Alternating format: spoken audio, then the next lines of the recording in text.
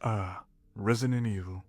A series known for shooting grotesque monstrosities with a variety of different weapons. But what if you were only limited to one, that weapon being the knife, which is mainly used for finishing off weak enemies or when you're low on ammo. Not really something you would use to complete the game with. Well, that's the point of today's video. Is it possible to beat Resident Evil 9 with only melee weapons?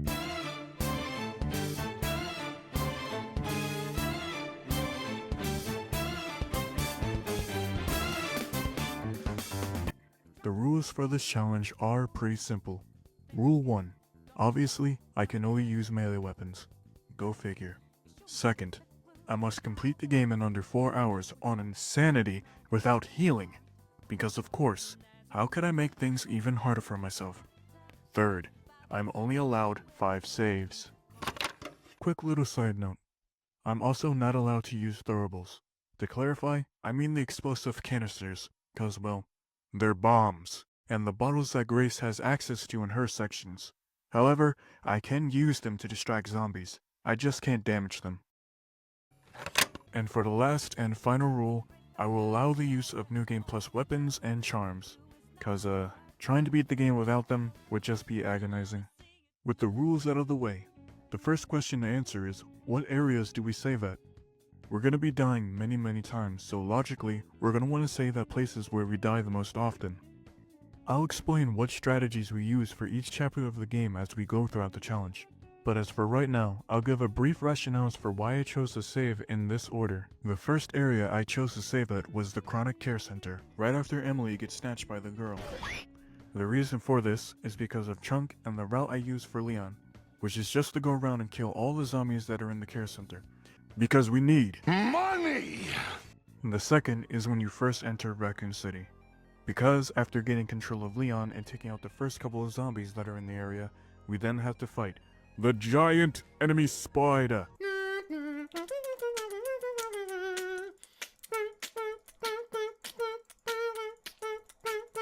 For the third save, it could either be the BSAA camp or the RPD. I chose the RPD because even though the BSAA camp is just littered with zombies, I feel like I died the least amount of times there compared to the RPD, because you have to fight the Tyrant there. With the last 2 remaining saves, we could either save right after beating the Tyrant, or choose to use them for the Ark. I chose to save right after beating the Tyrant, because the RPD is the last chapter where the game restores Leon's health to full. And yes, the game does heal you when you reach certain chapters of the game, one of those being the Rhodes Hill Care Center, second, Raccoon City, and last, the RPD. And while making our way towards the Ark, we have to deal with spiders, BSA zombies, and Plant 43, while also trying to avoid taking damage, because the enemies inside the Ark just do way too much damage, and we need as much health as possible. With the last remaining save, we save at the Ark, because of this room, which you'll see later on in the video. Now enough rambling out of me. Let's begin the challenge.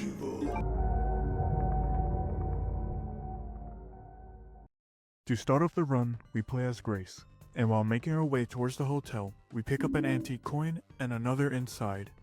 We then find a notepad and a floppy disk behind a painting. Afterwards, we get ambushed by John Policeman, who then tries to shoot us with his shotgun, but luckily for us, we dodge him.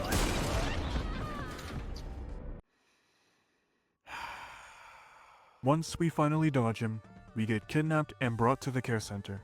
Afterwards, we switch over to Leon, where we pick up a tracking module and sell all our guns, ammo, and healing items. Then, we take out all the zombies that are in the street for that sweet cash. And it's fine if we take damage here, because when we get to the care center, the game will restore our health back to full.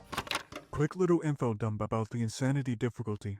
While searching the internet for information about the hatchet's damage output, I came across a Reddit post that goes into detail about the game's mechanics. One of those being adaptive difficulty, which can be summed up to, if you're killing everything with ease like your John Wick, the game will become harder, but if you're just getting straight washed, the game will become easier.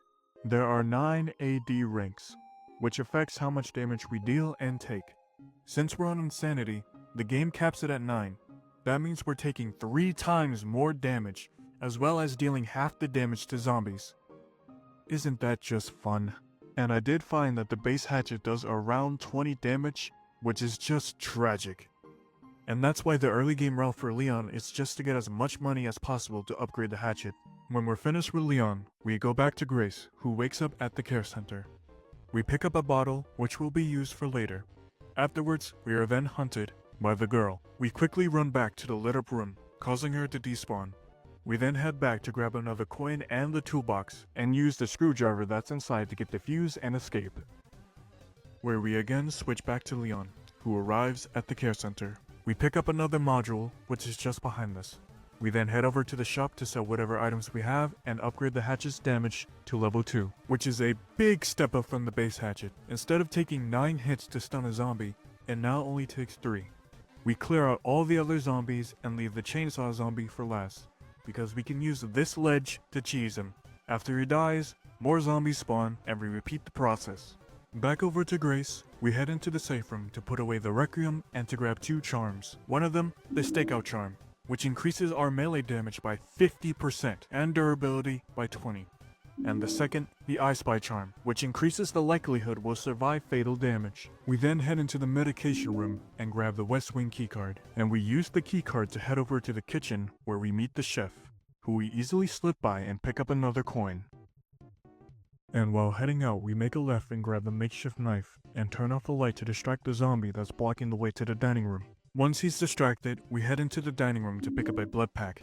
Afterwards, we head upstairs to get the red jewel and the moon quartz. We use the red jewel we picked up to open the parlor door and pick up the East Wing keycard.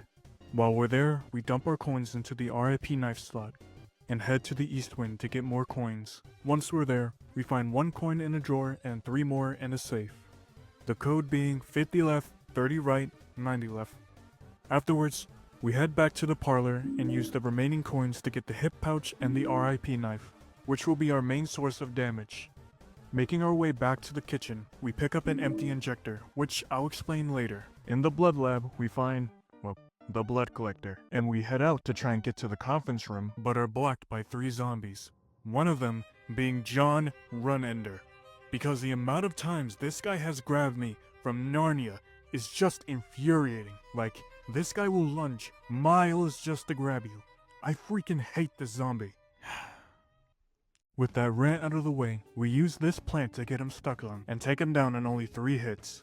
Finally, we go upstairs to get the wristband, which then alerts Chunk. We quickly run back downstairs to the waiting room, and we get in between these 2 couches to get the right lineup to throw the bottle, which will cause this zombie, who I like to call Mr. One-Shot because he absolutely destroys Chunk in 1 hit. And with Chunk out of the way, we kill our little friend here because now he's just a nuisance. And we use the wristband we picked up to open this level 1 door, which has the polymerized blood specimen and allows us to make rip knives. And while inside the blood lab, we open another level 1 door, which has a zombie inside, who we easily take care of and pick up the reversible blood specimen, and now we can make steroids. Now, one thing to note about the steroids is that they increase our maximum health by 100 for each use, and Grace has a base HP value of 800. With all 4, that brings it up to 1200 HP. But that's not all they can do. They also restore our health back to full. Nice. Now, before you get your pitchforks, the game doesn't count this as healing, so it's fine. And if you think this is cheating, you're welcome to drop a dislike or write a mean comment. Back to the waiting room, we grab the handgun and head over to the garage. But before that, we go to the custodian's office and grab the wrench, which will be used to open the freezer door. Back in the garage, we grab a box that has a pair of lungs in them. We then try and leave, but get surprised by a zombie that's driving a bulldozer. Because, Resident Evil 4, haha. This then marks the first time we use a gun, because there's no way to kill this guy without shooting him. After he's dead, we destroy the engine and leave the garage.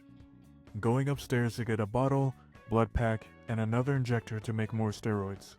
Back downstairs, we use the wrench we got to open the freezer door, but we get grabbed by this zombie and almost die. We end up using one of the steroids to heal us back to full. Once inside, we get the artificial heart and some other items, and head over to the examination room, where we kill this zombie and double tap him to make sure he's dead. We then kill the zombie we woke up and get the level 2 wristband. We then make our way to the conference room to get the corrosive, but unfortunately, the stinging zombie didn't lunge at us, so we end up getting grabbed. using one of our knives to escape her, and getting hit again for a massive amount of damage, causing us to use another steroid. Yay. With a corrosive in hand, we head over to the researcher's office to melt the lock that's on the puzzle to get the sun quartz. And heading back downstairs, we use the level 2 wristband to gain access to the isolation ward to get the level 3 wristband. Once we pick it up, a bunch of zombies spawn who we have to sneak by. Sneaking past them, we put the sun quartz into the main lobby door and head to the medication room to get Emily so she can read the braille that's on the puzzle. Once we're there, we have to fight a bunch of zombies, and we use this window to funnel them through. And after they're all dead, the girl smashes through the wall and takes Emily. We then go back to the safe room where we use one of our saves to bring us down to 4. After that, we go back to the isolation ward to jump down the hole to rescue Emily, finding ourselves as Leon again, this time in the attic, where we go over to the shop and upgrade our hatchet's durability to level 1 for more DPS, because we're fighting Chunk, who has 18,000 HP, which is just fantastic. But luckily for us, I came up with a strategy to deal with them so we don't have to sit here for 20 minutes trying to kill him. To start off the fight, we can hit him 12 times as he's walking towards us. Going over 12 will result in us getting grabbed. Hey, Future Slug here. That only happens if you didn't upgrade your hatchet's damage to level 2. And also, you should probably be playing in first person if you're going to attempt this challenge, because I do believe you swing a bit faster in first person. But anyway, let's get you back to the video. Once we hit him 12 times, we run over to this door and around to get him to charge at us. We then hit him once, stunning him, which then allows us to get a bunch of free hits in before he gets up. And while he is getting up, we can continue to hit him a couple more times, causing him to go into his second phase, where he throws a tantrum and crawls at us. We then run back to the door, causing him to get stuck and canceling his attack. We then climb the ladder, and once he's climbing towards us, we get some free hits in and do the jump attack, which I think does around 2,000 damage. Don't quote me on that. When our attack's over, we smack him twice, then run over to the far corner, making him charge at us again, where we hit him a couple more times, stunning him again, where we beat on him some wait a minute. This match will get red hot. Now go! And we beat on him some more. When he gets up, we run over to this room that has another ladder inside, where we again whack on him some more, causing him to fall. And ladies and gentlemen, you already know what's going to happen. We again wail at him some more till he gets back up. And when he finally does get up, we knock over this statue, causing the buffoon to trip over, where we again whack at him some more, killing him in just 2 minutes and 30 seconds. And with him out of the way, we loot whatever items that are in the attic, and head out to kill all the zombies that are in the care center. And now that I think about it, I probably shouldn't have done this. I probably should have just killed a few, because, well, killing all of them is a big time waster. Once they're all dead, we buy the Mortal Edge, which has a 16 frame perfect parry window, 8 frames more than the standard hatchet. With the Mortal Edge equipped, we make our way to the director's office, where the room is just full of blister heads. We quickly take care of them thanks to the Mortal Edge, because remember, swapping to your secondary hatchet is always faster than sharpening it. Cutting over to Grace, where we find ourselves in the basement, where we have to collect 3 batteries in order to rescue Emily. Now, to be honest, nothing really happens in the basement. We kill a couple zombies and collect some batteries, plugs, whatever you want to call them, as well as another hip pouch and an injector. And the conveyor belt section is pretty easy, because we can just kill the zombies before they even get up. With all 3 collected, we open the cell doors and get Emily, and head for the elevator and escape. While outside, we find a helicopter and the pilot, Henry, who tells us to get the keys to the helicopter, because he left them on a desk in an underground secret lab. Wow. Thanks, Henry. We get the keys and try and get back up, but this guy Victor just blows up the entire lab. Because of this, we have to run through some zombies where we're forced to take damage, because there's no other way to get past the zombie without shooting him or throwing a bottle, which we can't do. We keep moving until we get to this staircase, where we then switch to third person because we move a bit faster. And once we escape the lab, we run past some zombies and get into the helicopter, which we then crash. Over to Leon, where we have to buy a sniper to protect Grace. And again, not too much to say here. Just another section where we're forced to use a gun. And with all the zombies dead, we go inside to fight the Blister Born, who just has 5,000 HP. Nothing too crazy. There's no real strategy to deal with him. Just hit him whenever he stops his 3-hit combo, parry his grabs, and run in a circle whenever he starts charging at you. Repeat until he's dead. Once he's finished, we switch back over to Grace to have a final showdown with the girl, where we must turn on 3 switches to power the roof. And once it's powered, we hit the button, opening the roof and finally putting an end to the girl. With her out of the way, we're back over to Leon, where we're once again forced to use a gun, for the 3rd time. We take care of the mutated Emily, and this is where we make our second save at Raccoon City, leaving us with just 3. Once we're in Raccoon City, we take out some zombies and grab a couple items. We then head over to the shop and upgrade the hatchet's durability and body armor to level 2. And then head over to the hotel where we meet the giant spider, who only has 10,000 HP, which is not too bad. Now, I quite enjoyed this fight, because it's like fighting a Dark Souls boss. More accurately, Gwyn. You could just parry to death. And that's exactly what we're gonna do to the spider. Now let's break down her first phase moveset. Now to start off the fight, we want to go over to this area because it makes her grab attack pretty much useless. She has 3 attacks. 1, her bite attack, which has 2 hits, and for each perfect parry, we can land 2 hits for free.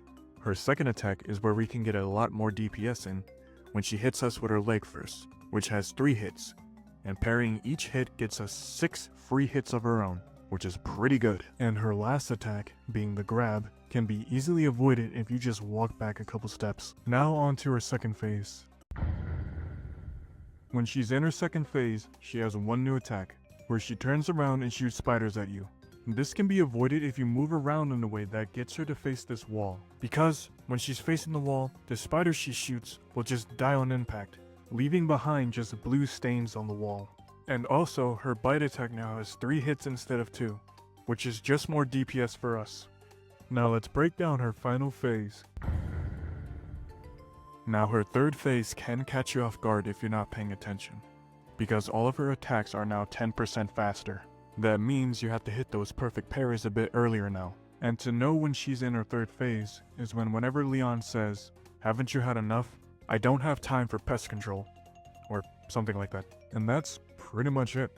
Once you learn all her patterns, it's a pretty easy fight. And with her out of the way, we make our way to the BSAA camp, where we're then tasked with collecting 3 detonator parts in order to blow up the gate, which of course are found in 3 different locations.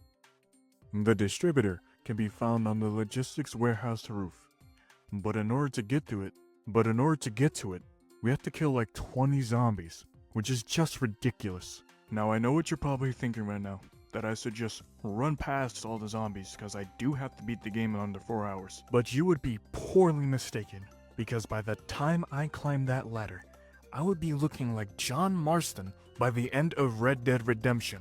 So I am forced to kill all these zombies that are in the warehouse, which is just great. But thankfully it isn't too bad because we have the Mortal Edge, so we can just parry everything. Oh, and I almost forgot. We're forced to use a gun again to shoot down these boxes. With the warehouse zombies dead, we grab the apartment keys, because we can't get the last 2 parts without first going through the sewage facility and the underground garage.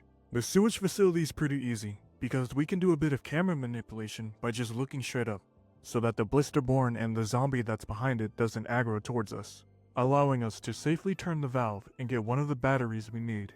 And the garage is pretty simple. We just kill a bunch of zombies and get the battery. With the batteries collected, we now have access to the gas station and the rooftop of doom and agony, because we have to run through a barrage of mortars just to get the second part. With the signal receiver collected, we head to the gas station to get, well, gas, because we needed to power on this gate in order to get the last detonator part. But before we can refill the gas can, we must first take out the chainsaw guy, who has a measly 4,000 HP. His attacks are pretty easy to dodge. Whenever he walks towards you with his chainsaw up in the air, you can just run to his right and just get a bunch of damage in. And for his other attacks, literally just walk back. They're that easy to dodge. With him taken care of, we make our way to the BSAA camp to buy the shotgun, which will be used for a strategy for later, and then make our way to get the last detonator part. But not before making our gun counter go up by 2, because we have to shoot some planks and glass in order to get to the last detonator part. With the detonator fully assembled, we take this platform down, But we first go into this corner because we're doing another camera manipulation. And this is where the shotgun comes in. While looking straight up with the shotgun, the zombies that fall down on the platform don't aggro towards us. And the blister head that normally drops doesn't spawn. So we're pretty much safe as long as we're looking straight up. Oh, and I almost forgot. We have to be walking backwards so the zombies don't push us out of the corner. And with that out of the way, we blow up the gate and make our way to the RPD. Where of course, you guessed it, we're forced to use our guns again. Finally at the RPD, the game restores our health back to full. And there's literally nothing to do here, we just grab one key item and just continue on. And now we're at the orphanage. And oh boy, this is literally the worst chapter of the game. It's just Ironwood Part 2. You know what? Hang on. There. It's like it never even existed. With that horrid mess out of the way, we switch over to Leon, where we're almost done with completing this challenge. And from this point on, the game's gonna get a lot more difficult. Speaking of which, we have to fight Mr. X, who has a whopping 25,000 HP. Mr. X is my least favorite boss, because I think I spent like a day trying to figure out strategies just to avoid taking damage from him. And all of that work led to this. We just run circles around him, which makes all of his melee attacks pretty much useless. And we only parry when we feel like we're gonna take damage. His charge attack can be avoided if you just walk to the left and smack him. It's that easy. And his annoying jump attack can be dodged if you run straight into the front or back of the car and wait for this audio cue.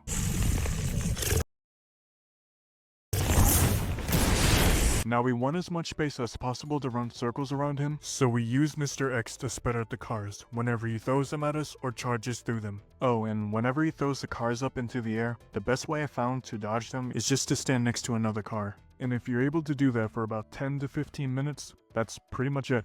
And with him taken care of, we make our fourth save, because I had forgot to mention we saved before fighting him. Once we're done saving, we then make our way towards the Ark. But unfortunately, we are blocked by the small Plant 43s, who die instantly if we land a perfect parry. And again, we're forced to use our guns to take out these larger plants in order to get to the actual boss. And once they're taken care of, we can actually fight Plant 43, who only has 11,000 HP.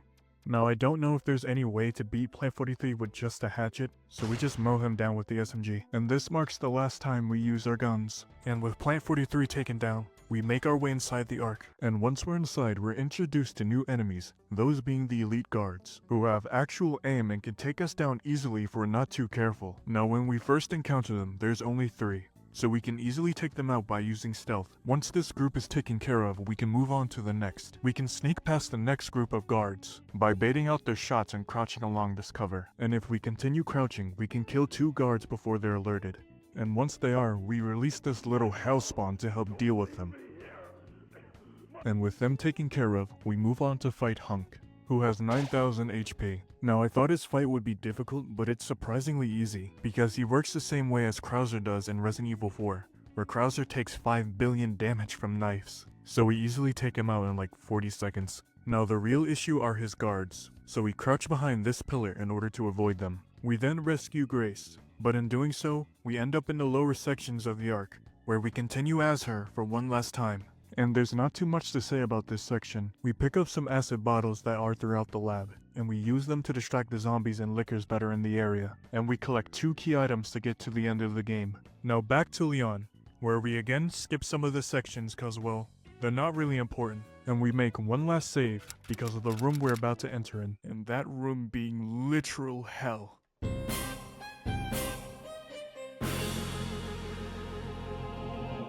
Oh my goodness, you don't understand. I was in this room for 2 hours, just dying over and over and over and because we're locked in a room with 6 damn lickers.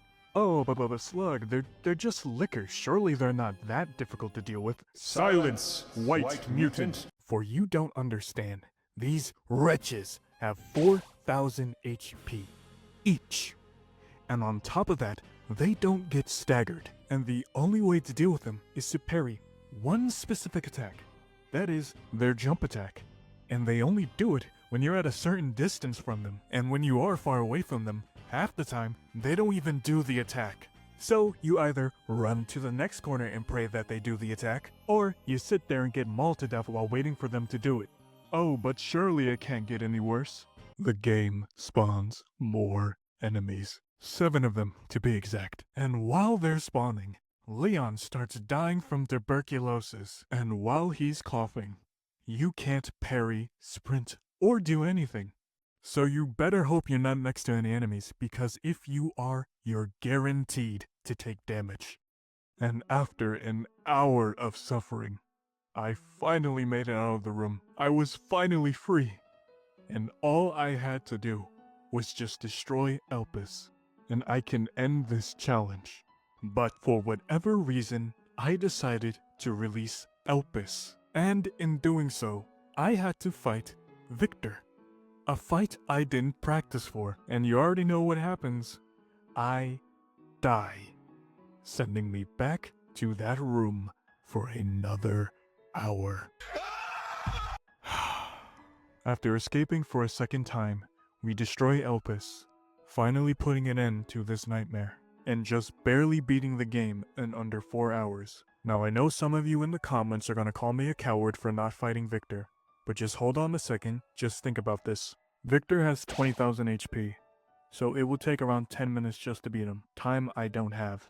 Second, even if I beat his first phase, I still have to use a gun to beat his nemesis form, so there's that. But anyway, I hope you enjoyed today's video, and if you did, please drop a like and subscribe, and comment your favorite part of the video. Christ is King, peace.